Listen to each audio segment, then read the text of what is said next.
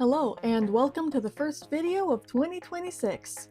So I really love the band Skillet, and as I was listening to their music on the trip to visit my family for Christmas, I remembered something. Every time I've listened to their song Whispers in the Dark, track 10 on the album Comatose, I've had a very vivid image pop into my head. A black-haired girl lying in a bed of crimson roses, looking as if she's dead or sleeping. This mental image was, of course, inspired by these lines from the second verse. Quote, "You feel so lonely and ragged, you lay there broken and naked, my love is just waiting to clothe you in crimson roses." The image had been in my mind for like 13 years, so I figured, hey, I can draw, so why not draw that image and get it out in the world? I drew a quick thumbnail sketch, took a picture of it, and imported it into Speedpaint X, thus beginning the almost 13-hour drawing process. I decided to give the girl, who I named Rose for obvious reasons, a tense expression instead of a peaceful one to symbolize a fight. She may look dead, but she isn't, and she's fighting to make sure she wakes up. This theme of fighting for your life, of falling but getting back up stronger, is around in tons of Skillet songs across all their discography, but I feel it's especially prominent in Comatose songs like Rebirthing, The Last Night, Comatose, and of course, Whispers in the Dark. Additionally, Rose's arms are crossed like she's in a coffin, but I had the pointer finger of the hand on top be slightly bent, like when characters in a TV show are in a coma and they twitch their finger to let others know they're still alive. I kinda wish I put the other hand on top since it's curved like it's on top of the other hand, but whatever, I think it's fine. I knew I wanted Rose to be surrounded by roses in the final illustration, so I decided to put in the rough placement of a few of the roses using one of Speedpaint's built-in rose pattern brushes. I was originally going to hand draw every single rose, but then decided I would just find a brush on Pinterest, and I found the perfect one. All of the brushes I used for this illustration that don't come with the app are linked in the description, by the way. I used the new brush for the rose covering her eye, then decided to leave the rest of the roses for after I drew the hair and clothes. I then drew in the rough shape of Rose's hair, then moved on to clothes. I originally put a few buttons on the collar of her dress, but then I realized that's not how those bib thingies look, so I put in a brooch thing with a ribbon instead, which fit the aesthetic much better.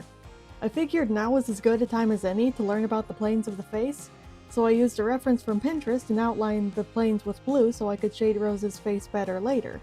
Moving on to doing Rose's hair properly, I drew it in layers, starting with a layer for the bangs, then for the part of the hair right behind the bangs, then a bit further back, and then finally the hair all the way at the back of the head. I meant for her hair to be wavier, but it's much harder to achieve that effect with the brush I was using. I could have achieved wavier hair if I did normal line art and shading, but I prefer how this looks in the end. With the basics of the character rose in place, I moved on to the flower roses. I also did them in layers, and for the top layer of roses, I made sure every rose looked good, with no awkward gaps between their petals and no large chunks of plain color that would be distracting. For the middle and bottom layers, I didn't put in as much effort since they wouldn't be as visible, with the top layer of roses blocking them and all. And I made each layer darker than the last for some added depth. I absolutely had to trust the process when shading Rose's face, since she ended up looking super old after I put down the first layer of shading. I did one layer of shading across all the skin before moving on to a slightly darker color, then even darker, and on, blending the colors as I went until I was happy with the result.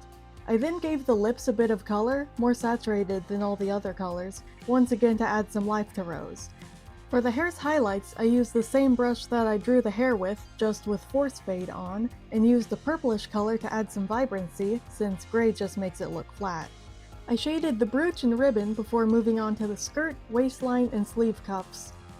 I took a break from shading the dress to try out using color zones, and not just on Rose's face, but on her neck and hands as well. I put the color zone layers at 10% multiply and 10% color burn to make their effect subtle but still noticeable. The color zones definitely gave Rose some extra life, so maybe I'll use them in future illustrations as well. I went back to shading the dress, which was tedious but rewarding. I added in wrinkles and folds in places other than the areas I had marked shadows to be with line art, which turned out really good. Then I put in highlights, making sure they weren't too bright. I did the highlights on the same layer as I did the shading, since the brush I used blends colors that are on the same layer together, and that helped with making sure the highlights didn't overpower the base color or shading. I then made Rose's hair more blue and her dress slightly more purple, so the hue differences weren't as distracting. I added a drop shadow to the rose on Rose's face and messed around with the background roses a bit before remembering I still had to shade the white bib thing. But once that was done, I added a bluish-gray layer set to multiply over everything to tie the colors together and also to give the illustration the bluish hue that it has in my mind. Lastly, I added a black vignette as well as some colored noise set to 7%, and with that, the illustration was completed. Overall, I'm really happy with how this illustration turned out, and I look forward to doing this again with other Skillet albums, and maybe some albums from other bands as well. But let me know what you guys think, and I'll see you in the next video. Bye!